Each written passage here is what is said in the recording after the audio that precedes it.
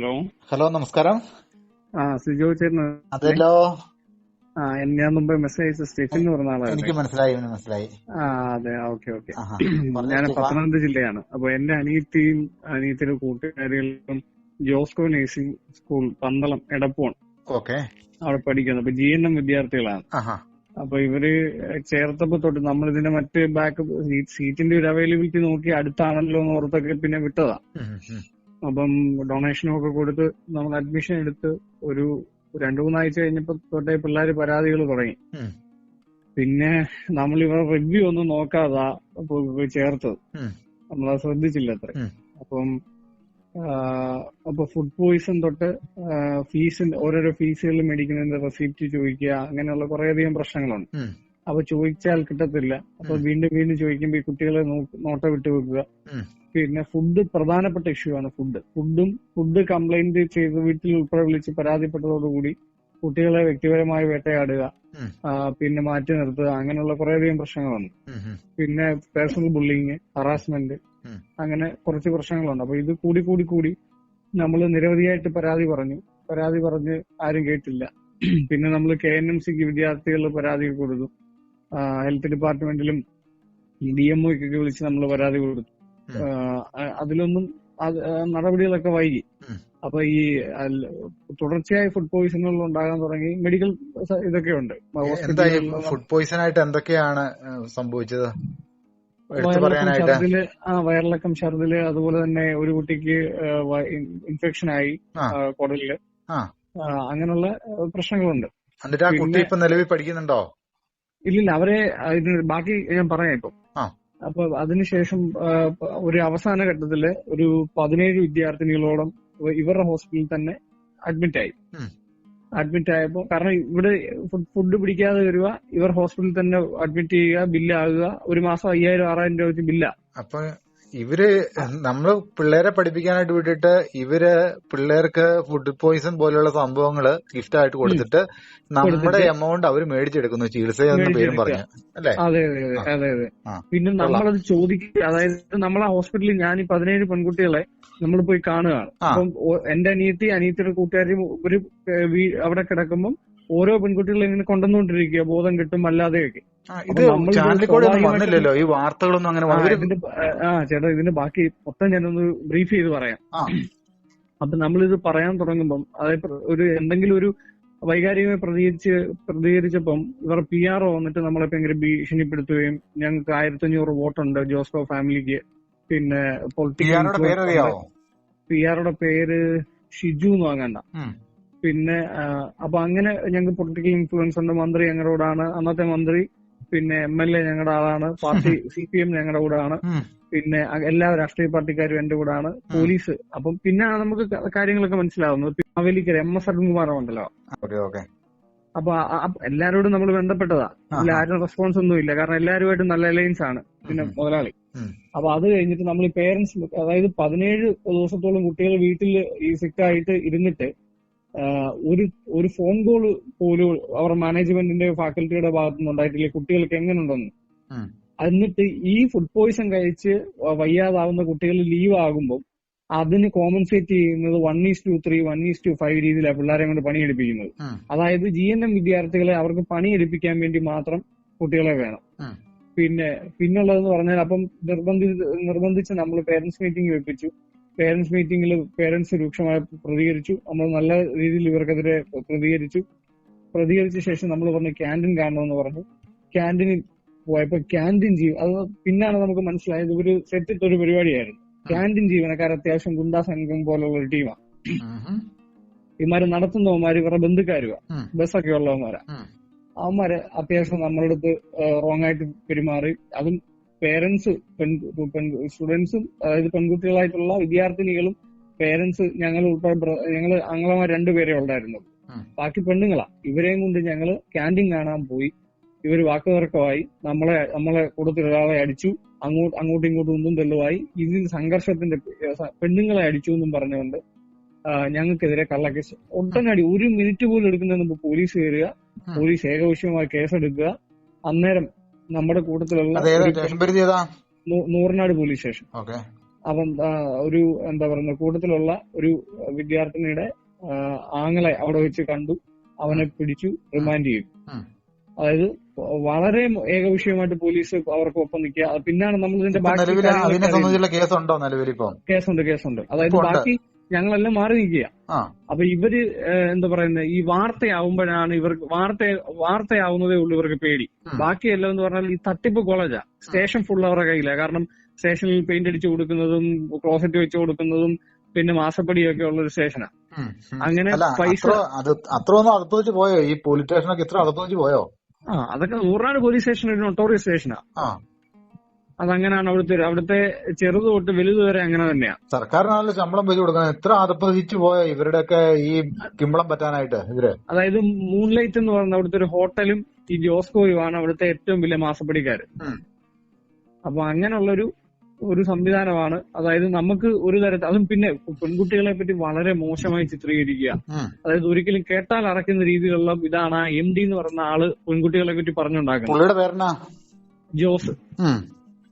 പിന്നെ എന്തോ പറഞ്ഞാലും പറയും 35 വർഷത്തെ പാരമ്പര്യമുണ്ട്, ഞാനൊരു ദൈവവിശ്വാസിയാണ്, ബൈബിൾ അനുസരിച്ച് ജീവിക്കുന്ന ഒരാളാണ്, അങ്ങനെയാണ് ഇങ്ങനെയാണെന്ന് പറഞ്ഞ്. അതായത് അവിടുത്തെ ഒരു പോലീസ് സ്റ്റേഷന്റെ വിട്ട് കേസുമായി ബന്ധപ്പെട്ട് ഈ പയ്യൻ റിമാൻഡിൽ പോയ സമയത്ത് ജയിൽ ജീവനക്കാരുൾപ്പെടെ പറയുന്ന തട്ടിപ്പ് കോളേജ് അവരുണ്ടാക്കുന്ന വിഷയത്തിൽ ഏറ്റവും കൂടുതൽ ആള് മാവേലിക്കരയിൽ നിന്ന് ഇങ്ങോട്ട് വരുന്നതെന്നാ പറയുന്നത്. അതായത് പ്രതികരിച്ചാൽ അവരെ പെടുത്തും, അങ്ങനെയുള്ളൊരു സെറ്റപ്പാ. അപ്പൊ അങ്ങനെ പിന്നെ ഞങ്ങൾക്ക് പൊളിറ്റിക്കൽ ഇൻഫ്ലുവൻസ് ഉണ്ട്, മറ്റേതാണ് മറിച്ചതാണ്. പിന്നെ നമ്മൾ വാർത്തയാക്കി. അപ്പം ബാക്കി കാര്യങ്ങൾ അപ്പം നമ്മൾ പറഞ്ഞ ഒന്നും വേണ്ട, നമ്മുടെ കുട്ടികളുടെ ഫീസ്, അതായത് 1 ലക്ഷം രൂപ ഡൊണേഷൻ മേടിച്ചിട്ടുണ്ട്. അവർ പറഞ്ഞ ഡൊണേഷൻ മേടിച്ചിട്ടില്ല, അത് തരാൻ പറ്റത്തില്ല, ഫീസ് തരാം. ഫീസ് എല്ലാം വെട്ടിക്കുറച്ച്, അതായത് ഇത്ര രൂപ. പിന്നെ കേസ് ആലോചിച്ച് നോക്കണേ, 10 രക്ഷിതാക്കളുടെ പേരിലാണ് കേസെടുത്തേക്കുന്നത്. ഞങ്ങളുടെ തിരിച്ച് കൗണ്ടർ എടുക്കാം. അതായത് എന്റെ അമ്മയ്ക്ക് വേറൊരു ആ റിമാൻഡിൽ പോയ പയ്യന്റെ അമ്മയ്ക്ക് സഹോദരിമാർക്ക് എല്ലാം അടി കൊണ്ടതാ. ഇവന്മാര് അതായത് കിച്ചണിനകത്തായിരുന്ന അവന്മാര് മറ്റേ ചട്ടും അതും ഇതൊക്കെ അടിച്ചത്. ഇത് മറ്റേ ഫുഡ് വിളമ്പുന്നതായോണ്ട് രക്ഷപ്പെട്ടു ഞങ്ങള്. അപ്പൊ അങ്ങനെയുള്ളൊരു സാഹചര്യം നമ്മുടെ കേസ് എടുക്കാൻ പോലും ഒരു തയ്യാറാവുന്നില്ല. അവരാണ് ആദ്യം കേസ് കൊടുത്തത്, അതെടുക്കുകയും ചെയ്തു. അതായത് അത്രയ്ക്ക് അവര് പൈസ കൊടുത്താക്കുന്ന കേസ് നിലവിൽ കോടതിയിൽ നിലനിൽക്കുന്നുണ്ടോ? നമ്മൾ കൊടുത്താക്കുന്ന കേസ് പോലീസ് എടുത്തോ? നമ്മുടെ എടുത്തിട്ടില്ല, പോലീസ് എടുത്തിട്ടില്ല. ഇല്ല, നമ്മളിപ്പോ ഒരു CMPക്ക് വേണ്ടി നോക്കുന്നുണ്ട്. എത്ര നാൾ മുമ്പായി സംഭവം? ഇതിപ്പം 17-ാം തീയതി നടന്ന സംഭവമാണ്, ഏപ്രിൽ. അധികം നാളായില്ല. കാരണം നമ്മളിപ്പോ നമ്മൾ കുറച്ച് ദിവസം മാറി നിൽക്കുവായിരുന്നേ. മറ്റേ പയ്യന് ജാമ്യം എടുക്കുകയും പിന്നെ അതിലൊരു റിമാൻഡിൽ പോയ പയ്യന്റെ അമ്മ കേസ് കൊടുത്തായിരുന്നു, അത് പോലീസ് എടുത്തില്ല. ഇവിടെ ടീച്ചിങ് ഒക്കെ നല്ല രീതിയിൽ നടക്കുന്നുണ്ടോ? ഈ ഫുഡിന്റെ ആണോ മെയിൻ ആയിട്ടുള്ള പ്രശ്നങ്ങൾ തന്നെ? ഫുഡിന്റെ ഉണ്ട്, പിന്നെ ഇവരുടെ ഈ സാമ്പത്തിക ഇതുകൊണ്ട് പ്രശ്നങ്ങളുണ്ട്, പിന്നെ കുട്ടികളെ മോശം, അതായത് ഹറാസ് ചെയ്യുക, ബുള്ളിങ് ചെയ്യുക, അങ്ങനെ കുറെ അധികം പ്രശ്നങ്ങളുണ്ട്. പഠിത്തത്തിലെല്ലാം ബാധിച്ചിട്ടുണ്ടോ ഇത്? അവരെ പുറത്താക്കി അവരെ പുറത്താക്കിയേക്കോ കോളേജിൽ നിന്ന് ഈ വിഷയം ഉണ്ടായെന്നും പറഞ്ഞോണ്ട്. അതായത് അവര് തന്നെ കേസുണ്ടാക്കുക. ഇത് മിക്സ്ഡ് കോളേജാണോ? അല്ലല്ല, അതായത് പെൺകുട്ടികൾ മാത്രം പഠിക്കുന്ന കോളേജാ. അതെല്ലേ. അപ്പൊ ഈ പിള്ളേരുടെ ഭാവിയോട് ഇവർ തകർത്തു നിലവില്. തകർത്തു. അതായത് അവർ പറയുന്നതെന്ന് പറഞ്ഞാൽ ഈ പ്രതികരിക്കുന്ന കുട്ടികളെ വേട്ടയാടുക എന്നുള്ളതാണ് അവരുടെ പരിപാടി. അവരുടെ ചരിത്രത്തിൽ ആദ്യമായിട്ടാണ് ഇത്തരത്തിൽ കുട്ടികളെ പുറത്താക്കിയിട്ടുണ്ട്. 3 പേര്. ബാക്കി കുട്ടികൾക്ക് പ്രശ്നമുണ്ട്. ഒന്നാമത്തെ കാര്യം എന്ന് പറഞ്ഞാൽ ഒരുപാട് പ്രതിസന്ധികളിലൂടെ ഒക്കെ വരുന്ന കുട്ടികളാണ്. ഇവർക്ക് എന്തെങ്കിലും തരത്തിലുള്ള ഇത് ഉണ്ടായിക്കഴിഞ്ഞാല് ഇപ്പൊ ഈ അവരെ എന്താ പറയുന്നത് ടേക്ക് കെയർ ചെയ്യാനൊന്നും ആരും ഇല്ലാത്ത കുട്ടികളാണ്. അപ്പൊ അവര് പിന്നെ എല്ലാം സഹിച്ച് എത്രയോ കുട്ടികളുടെ വോയിസ് റെക്കോർഡുകൾ നമ്മുടെ കിടപ്പുണ്ടെന്ന് അറിയാമോ? കാരണം അവർക്ക് പ്രതികരിക്കാൻ പേടിയാ. നമ്മുടെ കുട്ടികൾ പ്രതികരിച്ച് അതായത് ഒന്നാലോചിച്ച് 20,000 രൂപ യൂണിഫോമിന് വേണ്ടി ഫീസ് മേടിക്കുക, 20,000-25,000 രൂപ. അതിന്റെ ബില്ല് ചോദിക്കുമ്പോൾ ബില്ല് തരത്തില്ല. ബില്ല് 3-4 തവണയും ചോദിച്ചതിനാണ് കുട്ടികളെ വേട്ടയാടുന്നത്. അങ്ങനെ ഓരോരുത്തർ ഒന്നാലോചിച്ച് നോക്കിയിട്ട് 25,000 രൂപ യൂണിഫോമിന് വേണമെന്ന് പറയുമ്പോൾ ഒന്നാലോചിച്ച് നോക്കി എന്തോ യൂണിഫോം അവർ കൊടുക്കുന്നത്. ആ യൂണിഫോം കാണണമെന്ന് ചേട്ടൻ, അതായത് നൂല് എഴയുക, മാസം 2 ആയിട്ടുള്ള ആലോചിച്ച് നോക്കണം. അത്രമാത്രം ക്രമക്കേടും തട്ടിപ്പും പിന്നെ വൃത്തി എന്ന് പറഞ്ഞൊരു സാധനമില്ല. ഹോസ്റ്റൽ എന്ന് പറഞ്ഞാൽ ആട്ടുംകൂട് നമ്മൾ മറ്റേ കവുങ്ങുകൊണ്ടുണ്ടാക്കിയതിനെക്കാട്ടും ഭേദമായിരിക്കും. അതുപോലത്തെ ഒരു സംവിധാനം. ഈ സംഭവം വാർത്തകളുണ്ടായിട്ട് ഈ ചാനലുകാരൊന്നും ആരും എന്താ വാർത്ത എടുക്കാതെ? ആലപ്പുഴയിലെ ബ്യൂറോവുമായി ബന്ധപ്പെട്ട് എനിക്ക് മനസ്സിലായത് എല്ലാവരെയും ഇവര് ടേക്ക് കെയർ, അതായത് അവിടുത്തെ പോലീസ്, ആരോഗ്യവകുപ്പ്, മുഴുവൻ സാധനങ്ങൾ. ആരോഗ്യവകുപ്പ് എന്ന് പറഞ്ഞാൽ വെറും തട്ടിപ്പാണ്. ഓരോ ജില്ലകളിൽ വേണ്ടപ്പെട്ട 5-6 പേരുണ്ട്. കൈപ്പത്തിയിൽ എണ്ണാൻ പാകത്തിനുള്ള ജീവനക്കാർ മാത്രമുള്ള ആരോഗ്യവകുപ്പില്. അതിനകത്തിലാകെ എനിക്ക് ഒരു അനുകൂലമായി പ്രതികരണം കിട്ടിയതും കൂടെ നിന്നതും സഹായിച്ചതും DMO ഓഫീസിൽ നിന്നായിരുന്നു. അതായത് എന്താ പറയുന്നത്, സർവൈലൻസ് ഓഫീസർ ദിലീപ് എന്ന് പറഞ്ഞൊരു സാറുണ്ട്, DMO ഓഫീസിലെ കുറച്ച് സ്റ്റാഫ് ഉണ്ട്. അവർ കട്ടയ്ക്ക് നമ്മുടെ കൂടെ നിന്നു. അതായത് ഇതിനു മുമ്പ് ഇത്തരത്തിൽ വിഷയം ഉണ്ടായിട്ടുണ്ട്, ഇവര് പണം കൊടുത്ത് ഒതുക്കിയിട്ടുണ്ട്, അതുകൊണ്ട് തെളിവുകൾ കാര്യങ്ങളൊന്നും ഇല്ലായിരുന്നു, നിങ്ങൾ ഇതിനകത്ത് ഉറച്ചു നിന്നാൽ നിങ്ങളുടെ കൂടെ ഞങ്ങൾ നിൽക്കുമെന്ന് പറഞ്ഞാൽ നമ്മൾ അങ്ങനെ നിന്നു. അവർ മുന്നോട്ട് പോകുന്നുമുണ്ട്. പക്ഷെ ബാക്കി എല്ലാ ഇതും അവർക്ക് അനുകൂലമാണ്. BSc ഇല്ല അവിടെ? BSc ഉണ്ട്. അതായത് BSc കുട്ടികളുടെയൊക്കെ റിവ്യൂ നോക്കണം അതിന്റെ ആ ഗൂഗിളിനകത്ത്. അതായത് പല കുട്ടികളും നമ്മൾ നേരത്തെ പഠിച്ച കുട്ടികളോടൊക്കെ നമ്മൾ ഓരോരുത്തരെയും കൊണ്ട് തിരക്കിയപ്പോ എല്ലാവർക്കും ഈ ഇതുണ്ട്. അപൂർവം ചില ഈ പറയത്തില്ല ഒന്നിലും പ്രതികരിക്കാത്ത അല്ലെ അമൂല്യകൾ അവര് മാത്രമേ, അല്ലെങ്കിൽ കുറച്ച് പെന്തക്കോസ് പാസ്റ്റർമാരുടെയൊക്കെ മക്കൾ മാത്രമേ ഉള്ളൂ ഒന്നും മിണ്ടാതെ പഠിച്ചിറങ്ങിപ്പോയത്. കാരണം ഈ പാസ്റ്റർമാർ കുറെ പേര് ഇവരുടെ പണം മേടിക്കുന്ന ആളുകളാണ്. അപ്പൊ അവരുടെ കുട്ടികൾ മാത്രം ഒന്നും മിണ്ടത്തില്ല. ബാക്കി എന്ന് പറഞ്ഞ ബാക്കി ഉള്ള പിള്ളേർക്കും പ്രശ്നമുണ്ട്, പക്ഷെ പ്രതികരിക്കാൻ പേടിയ, ഗ്രേസ് മാർക്ക് കുറയ്ക്കും, ഇത് പരീക്ഷ തോപ്പിക്കും, അങ്ങനെയുള്ള ഭീഷണികൾ എന്ന് പറഞ്ഞ സാറേ ചർച്ച ഓഫ് ഗോഡോ IPC അങ്ങനെ ചർച്ച ഓഫ് ഗോഡ് അഡ്മിറ്റ് ആയി എന്ന് പറഞ്ഞല്ലോ. ഇതിനെ സംബന്ധിച്ച് എന്തെങ്കിലും കേസുകൾ കാര്യങ്ങൾ നമ്മൾ കൊടുത്തായിരുന്നോ? കേസല്ല, അതിന്റെ വീഡിയോ ഒക്കെ നമ്മൾ എടുത്തിട്ടുണ്ട്. അതായത് ഇവരുടെ ഹോസ്പിറ്റലിൽ തന്നെ അഡ്മിറ്റ് ആവുന്നുണ്ട്. ഇവർ ഒരിക്കലും ഫുഡ് പോയിസൺ ആണെന്ന് എഴുതി തരത്തില്ല. ആദ്യം അതായത് ഇത്രയെങ്കിലും നമ്മൾ ഇതിങ്ങനെ ആയതിന്റെ കാര്യം എന്ന് പറഞ്ഞാൽ ഇനി അവിടെ കുട്ടികളെ നിർത്തി, അതായത് ഈ വിഷയം ഉണ്ടായി നമ്മൾ വീട്ടിൽ പോയി ഇവരിത്ര നമുക്കെതിരെ ചെയ്തപ്പം വൈകുന്നേരം എന്റെ അനിയത്തി മാത്രം അവിടെ പെട്ടുപോയി. ഈ കുട്ടിയെ അവിടുന്ന് വിളിച്ചോണ്ട് പോണോന്ന് പറഞ്ഞ അവിടുത്തെ പോലീസ് സ്റ്റേഷനിൽ നിന്നാണ്. കൊച്ചിനെയും പുറത്താക്കിയാണോ? ആണ്. അതായത് അന്ന് വൈകിട്ട് തന്നെ ആ നൂറനാട് പോലീസ് സ്റ്റേഷനിൽ നിന്ന് വിളിക്കുകയാണ്, ഈ കുട്ടിയെ കൊണ്ടുപോകണം, കുട്ടിക്ക് സുരക്ഷാ പ്രശ്നമുണ്ട്. അതേപോലെ തന്നെ സ്കൂൾ മാനേജ്മെന്റ്, ഈ നഴ്സിംഗ് മാനേജ്മെന്റ് വിളിച്ചിട്ട് എന്റെ അമ്മയോടും അപ്പനോടും പറയാണ് കുട്ടിക്ക് മാനസിക രോഗമുണ്ട്, അതുകൊണ്ട് കുട്ടിയെ കൊണ്ടുപോകണം. പോലീസ് പറഞ്ഞിട്ട് സുരക്ഷാ പ്രശ്നം ഇത്തരത്തിലുള്ള, അപ്പൊ അവിടെ നിർത്താൻ പറ്റാത്ത അവസ്ഥയാണ്. പിന്നെ ഇതിനകത്ത് കളക്ടറൊക്കെ ഇടപെട്ടിട്ടുണ്ട്. ഇവരാണോ നമ്മുടെ പിള്ളേർക്ക് അസുഖം ഉണ്ടോന്ന് ഇവരാണോ തീരുമാനിക്കുന്നേ? അതെ, ഇതിനകത്ത് ADM ഒക്കെ ഇടപെട്ടിട്ടുണ്ട്. ഇവരെ തിരിച്ചെടുക്കണമെന്ന് പറഞ്ഞത് പക്ഷെ അവരെടുത്തിട്ടില്ല. പിന്നെ നമ്മൾ പറഞ്ഞത് നമ്മൾ മുടക്കിയ പൈസ ഇതുവരെ നിലവിൽ 3-3.5 ലക്ഷം രൂപ നമുക്ക് ചെലവുണ്ട്. കടം മേടിച്ചു, അവിടെ നിന്ന് മേടിച്ച ഇതിൽ കൊടുക്കുന്നത്. ഇത് തിരിച്ചു തരാൻ പറഞ്ഞപ്പോ ഇവര് ഡൊണേഷൻ തരത്തില്ല, കാരണം അവർക്ക് തെളിവില്ലല്ലോ. ഏത് വർഷമായിരുന്നു മോള്? 1ാം വർഷ വിദ്യാർത്ഥിനിയാണ് അവര്. ഇപ്പൊ എത്ര നാളായി പഠിച്ചു തുടങ്ങിയിട്ട്? 5 മാസം. ഇല്ല, എനിക്ക് അതായത് ഈ മനസാക്ഷി അല്ലെങ്കിൽ ഒരു ധാർമ്മികത എന്ന് പറയുന്ന സാധനം ഉണ്ടല്ലോ, സാധനം അടച്ചു പൂട്ടും. അത്തരത്തിലുള്ള പണിയാണ് അവർ കാണിച്ചുകൊണ്ടിരിക്കുന്നത്. പക്ഷെ ഒരു കാര്യം എന്ന് പറഞ്ഞാൽ എല്ലാരും ഇങ്ങനെ മാനിപ്പുലേറ്റ് ചെയ്ത്, അതായത് ഈ പേരന്റ്സ് മീറ്റിംഗ് നടക്കുന്നതിന് തലേദിവസം ഈ പ്രതികരിക്കുന്ന കുട്ടികളെ മാറ്റി നിർത്തി ബാക്കി കുട്ടികളെ ഓരോരുത്തരെയായിട്ട് പേഴ്സണലി ചേംബറിൽ ഇവരുടെ ക്യാബിനെ വിളിച്ചുകൊണ്ട് ഇവരെ മാനിപ്പുലേറ്റ് ചെയ്യുക. എങ്ങനെ സംസാരിക്കണം, എങ്ങനെയാണ് കോളേജിനെതിരെ തിരിയല്, അതെല്ലാം നമ്മൾ അറിയുന്നുണ്ട്. അപ്പൊ അങ്ങനെയുള്ളൊരു എന്താ പറയുന്നേ, ഒരു ജയിലിന് തുല്യമായിട്ടുള്ളൊരു സംവിധാനമാണ്. ഇതിനു മുമ്പ് വേറെ ആരോപണങ്ങളൊക്കെ ഉണ്ട്. ഈ MD എന്ന് പറഞ്ഞ ആളെ ഒരു വിഷയക്കാരനാണ്. അതായത് അവിടെ മറ്റു പല പരിപാടികളും നടക്കുന്നുണ്ട്. കുട്ടികൾക്ക് ഇതൊക്കെ പുറത്തു പറയാൻ പറ്റാത്തതുകൊണ്ടാണ് ഇവരൊക്കെ ഉണ്ടായിരിക്കുന്നത്. പിന്നെ അതായത് ഒരുപാട് പരിപാടികളുണ്ട് അവിടെ. ഇൻലീഗലായിട്ടുള്ള പരിപാടികളൊക്കെ ഉണ്ട് അവിടുത്തെ ഹോസ്പിറ്റലുമായി ബന്ധപ്പെട്ടും. എന്ത് പരിപാടിയായിട്ടാ തോന്നിയിട്ടുള്ളത്? ഈ പാലിയേറ്റീവിന്റെ മറവിൽ എന്തൊക്കെയോ ഇത് നടക്കുന്നുണ്ട്. പാലിയേറ്റീവിന്റെ മറവിൽ എന്താ നടക്കുന്നേ?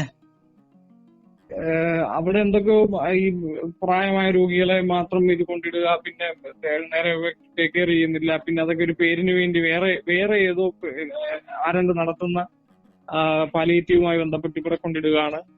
ഈ ഫുഡ് ഇൻഫെക്ഷൻ വന്നല്ലോ, ഈ ഇൻഫെക്ഷൻ വന്നിട്ട് ഇതുമായിട്ട് ബന്ധപ്പെട്ട് അവിടെ ട്രീറ്റ്മെന്റ് ചെയ്തിട്ട് അവർ ഓക്കെ ആയോ? നിലവിൽ ഏറെക്കുറെ ഓക്കെ ആയി വരുന്നു. അതായത് ഗവൺമെന്റ് ഡോക്ടർ പറഞ്ഞ് ഞങ്ങളോട് ഷൗട്ട് ചെയ്തു ഇതെന്തിനാ വെച്ചോണ്ടിരിക്കുന്നത്, നിങ്ങൾക്ക് പരാതിപ്പെട്ടുകൂടെ, കുട്ടികൾ ചത്തിട്ടാണോ നിങ്ങൾ? അതിന്റെ എന്തെങ്കിലും റിപ്പോർട്ട് കിട്ടിയിട്ടുണ്ടോ? ഉണ്ട്. നമ്മുടെ ഇന്റിമേഷൻ ഉണ്ട്. ആ ഇന്റിമേഷൻ അയച്ചു തരാമോ നമുക്ക്? ഞാൻ മാക്സിമം ഡീറ്റെയിൽ ഞാൻ അയപ്പ് ചെയ്യാം. ഞാനേ നമ്മളിപ്പോ ഈ സംസാരിച്ചാക്കുന്ന വോയിസ് ജനങ്ങളിലേക്ക് കൊടുക്കട്ടെ? അപ്പൊ തീർച്ചയായിട്ടും കൊടുത്തു. കാരണം ഈ പിള്ളേരെ അവർ കൊല്ലും, അതിനകത്ത് നമുക്ക് സംശയമൊന്നുമില്ല. കാരണം ഇത്രയും കാണിക്കാമെങ്കിൽ ഈ പിള്ളേരോട് ഇവര് എന്തെങ്കിലും ചെയ്തില്ലെങ്കിൽ അല്ലെങ്കിൽ മണ്ടയ്ക്ക് വന്നെടുത്ത് ചാടിയാന്ന് പറഞ്ഞാൽ ഇവർക്ക് അവസാനിപ്പിക്കാമല്ലോ. അപ്പൊ ഞങ്ങളുണ്ട് കേട്ടോ, ധൈര്യമായിട്ടിരിക്കുക. ഇതിനെന്താണ് പരിഹാരം ഉണ്ടാവും കേട്ടോ. മുകളിലൊരാളുണ്ട് കണ്ടോണ്ടിരിക്കുന്നേ. നിങ്ങൾ ധൈര്യമായിട്ടിരിക്കുക, ഒന്നും സംഭവിക്കത്തില്ല കേട്ടോ. എല്ലാത്തിനും നമുക്ക് പരിഹാരം ഉണ്ടാക്കാം. ഇപ്പൊ ഞങ്ങള് ഈ ഒരു കാര്യം ജനങ്ങൾ അറിഞ്ഞാൽ മാത്രം ഇതിനൊരു ശാശ്വത പരിഹാരം ഉണ്ടാക്കാനായിട്ട് നമുക്ക് പറ്റത്തുള്ളൂ. ഞങ്ങളെ കേസിൽ പ്രതിയാക്കിയേക്കുക. ഒന്നും സംഭവിക്കില്ല, മനസ്സിലായോ? പോലീസുകാരെ അവരെ സപ്പോർട്ട് ചെയ്ത് കഴിഞ്ഞാൽ എല്ലാത്തിനും പണി പോകത്തുള്ളൂ. ഒന്ന് ആലോചിച്ച് നോക്കി, കോളേജ് ക്യാന്റീനിലെ വനിതകളെ അടിച്ചു എന്ന് പറഞ്ഞുകൊണ്ടാണ് ഞങ്ങളുടെ പേര് കേസ് വന്നേക്കുന്നത്. ഈ പെൺകുട്ടികൾ പോയി കണ്ടിട്ട് പറയാം, അതായത് ഇവര് തന്നെയാണ് സാധനം പൊളിച്ചു മാറ്റി ഞങ്ങളുടെ പേരിലാക്കിയേക്കുന്നത്. ഒന്നാലോചിച്ച് നോക്കി. അപ്പൊ എത്രമാത്രം ക്രിമിനൽ മൈൻഡ് ആകും പറയുന്നുള്ളത്. പിന്നെ തീർച്ചയായിട്ടും ഇവിടേക്ക് ഇങ്ങനെ പിള്ളേരെ വിശ്വസിച്ച് പഠിപ്പിക്കാനായിട്ട് വിടും. അവിടെ ഒരു PR എന്ന് പറഞ്ഞിട്ടുണ്ട്, അവൻ പക്കാ ക്രിമിനലാവൻ. അവൻ മദ്യപിച്ചിട്ടായിരിക്കുന്നതാണ് വിദ്യാർത്ഥിനികളുടെ പരാതി. അവിടെ വരുന്നതും അവിടുത്തെ ഡ്യൂട്ടി നിൽക്കുന്നതും എല്ലാം മദ്യപിച്ചിട്ടാണ്. നമുക്ക് പിന്നെ ക്യാന്റീൻ ജീവനക്കാരിൽ ഒരു എബിന്നോ ചെറിയാനെന്നോ അങ്ങനെ പറഞ്ഞൊരുത്തനുണ്ട്. അവൻ പെൺകുട്ടികളെ സ്പർശിക്കുന്നതും തൊടുന്നതും ഒക്കെ വേറൊരു രീതിയില്ല. അത് പലതവണ പ്രിൻസിപ്പലിനോട് പരാതി പറഞ്ഞപ്പം അതൊന്നും അങ്ങനല്ല ഇങ്ങനല്ല എന്ന് പറഞ്ഞ് നമ്മളോട് പറഞ്ഞപ്പോ നമ്മളത് പറയുമ്പോഴും ഇങ്ങനെ തന്നെയാ പറയുന്നത്. അതല്ലേ? അതെ. കുട്ടികൾ സേഫ് അല്ല നിലവില്. ആ ക്യാമ്പസിൽ കുട്ടികൾ സേഫ് അല്ല. ഏതെങ്കിലും ഘട്ടത്തിൽ അവിടുന്ന് ഒരു സംഭവിച്ചാൽ ഇവര് പുറത്തു പോലും അറിയിക്കത്തില്ല. കാരണം നമ്മൾ പലയിടത്തെയും വിദ്യാർത്ഥിനികൾക്ക് പല വ്യക്തിപരമായി പ്രശ്നങ്ങൾ ഉണ്ടാകുമ്പോഴൊന്നും പുറത്തു പറയാൻ പറ്റാത്ത സാഹചര്യങ്ങളിലാണ് കുട്ടികൾ കൊല്ലപ്പെടുന്നതും അല്ലെങ്കിൽ ആത്മഹത്യ ചെയ്യപ്പെടുന്നത്. ഈ ആത്മഹത്യ ചെയ്യപ്പെടുക എന്ന് പറഞ്ഞാൽ അത് പ്രേരണയാലാണ്. അല്ലെങ്കിൽ സ്വന്തമായ ഒരു കുട്ടി അങ്ങനെ ചെയ്യത്തില്ല. അവർക്ക് നല്ല മാനസികാവസ്ഥയോ അല്ലെങ്കിൽ പഠന സൗകര്യങ്ങളോ അല്ലെങ്കിൽ ആ ഒരു നല്ല അറ്റ്മോസ്ഫിയറോ ഉണ്ടെങ്കിലേ കുട്ടികൾക്ക് പഠിക്കാൻ കഴിയത്തുള്ളൂ. ഇത് ബുള്ളിങ് മാത്രമാണ്. കുട്ടികളെ ഏത് വിധേനെ അവരെ മാനസികമായി മുറിപ്പെടുത്താം. അവർക്കെതിരെ പ്രതികരിച്ചാൽ ഇത്തരത്തിലാണ് പ്രവർത്തിക്കുന്നത്. ഇതിപ്പോ എനിക്ക് എന്റെ പെങ്ങന്മാരാകുമ്പോ സ്വഭാവമായിട്ട് നമ്മൾ പ്രതികരിക്കുന്നത് 2 ആങ്ങളമാരാ, ചെറുപ്പക്കാരാണ്. ഞങ്ങളുടെ അമ്മമാര് ഇപ്പൊ 52-53 വയസ്സുണ്ട് സ്ത്രീകൾക്ക്, അമ്മമാർക്ക്. അവരുടെ പേരിൽ കേസ്, 3 അമ്മമാരുടെ പേരിൽ കേസ്. ഞങ്ങൾ 2, അതായത് ഞങ്ങൾക്കൊക്കെ 10-26 വയസ്സേ ഉള്ളൂ.